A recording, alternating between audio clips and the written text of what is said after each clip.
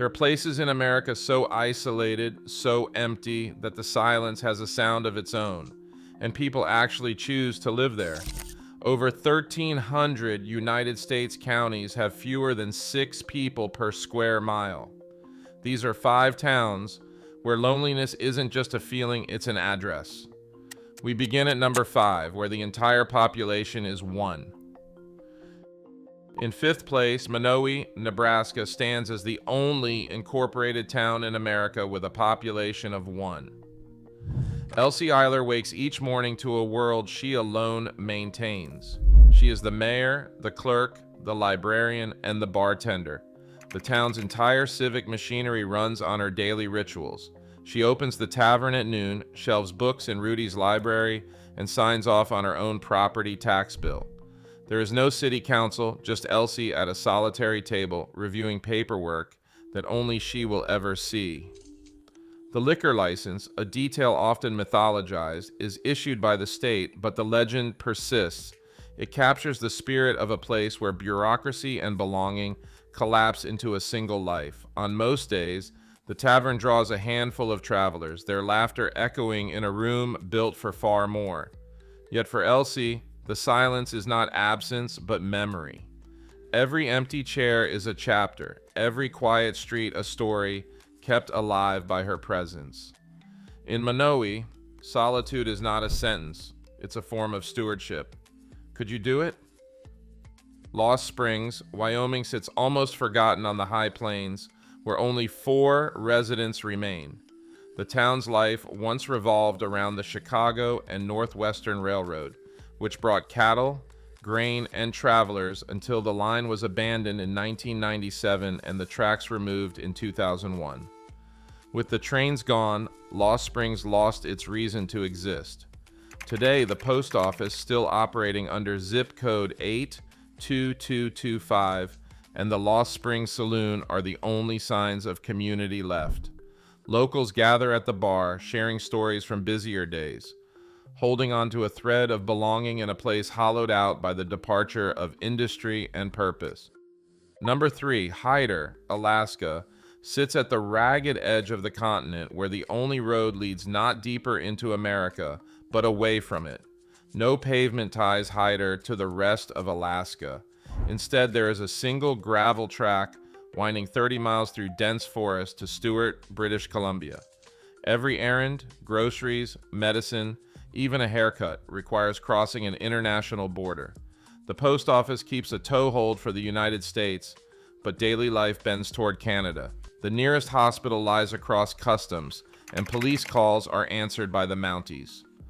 When winter storms close the pass, Hyder's handful of residents can go days without seeing another American face. There is no state trooper on patrol, no local council, just a scattering of houses watching the tide and the bears. Here, sovereignty is not a flag, but a question asked each morning. Which country will answer your call for help? In Hyder, the border is not just a line on a map, it is the only way out. Could you do it? In 2nd place, Caribou. Maine endures as a monument to what happens when opportunity leaves but roots remain. Once the heart of Aroostook County's potato belt, Caribou's fields stretch for miles, now more memory than engine of prosperity. The population has slipped from 1,040 in 2020 to just 1,025, a gentle but relentless erosion.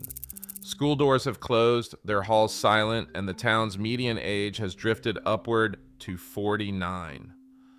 On Main Street, a handful of shops and the public library hold out against the quiet. But every year, more young people finish high school, pack their bags, and rarely look back. Utility records show 5% fewer homes lit and heated than just 5 years ago. Daily life is measured in routines: early mornings on the farm, a solitary drive to the store, a long commute to work in a neighboring town. Yet for those who stay, the silence is both burden and inheritance, a kind of loyalty to land and lineage that outlasts the bustle of larger places. In Caribou, the loneliness is not just distance, but the slow hollowing of a community that once brimmed with promise. Could you do it? And finally, in 1st place, a dock, Alaska stands at the very edge of American solitude, a city built for 6,000, now home to fewer than 70. Here, the wind presses against miles of empty barracks, rusted hangars, and the silent shells of a military past. The island lies more than 1,000 miles from Anchorage, with no roads to the mainland. Only the roar of the ocean and the occasional rumble of a cargo plane cut through the fog. Flights arrive as rarely as once a week in winter and 3 times if the weather allows. Each landing delivers not just people, but the essentials of life.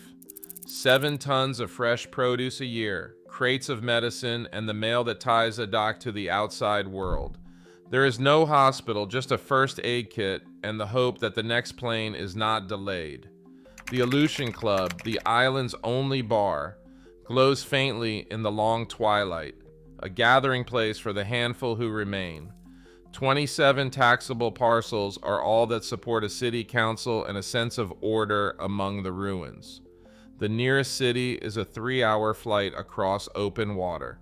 Most days, the silence is so deep it feels physical, broken only by the call of seabirds or the echo of your own footsteps on cracked pavement. What we found about the last town on this list genuinely stopped us. Nothing in America compares to it. On a dock, isolation is not just a feeling, it is the architecture, the weather, the supply chain, and the daily act of staying put. For those who endure, the emptiness is a kind of freedom, and every arrival, every box of oranges, every letter, every new face is a small victory against forgetting. Could you do it? In a country of 330 million people, these towns remind us that loneliness is not always something that happens to you. Sometimes it is something people choose. Could you live in a town like this, or would the silence break you? Tell us below.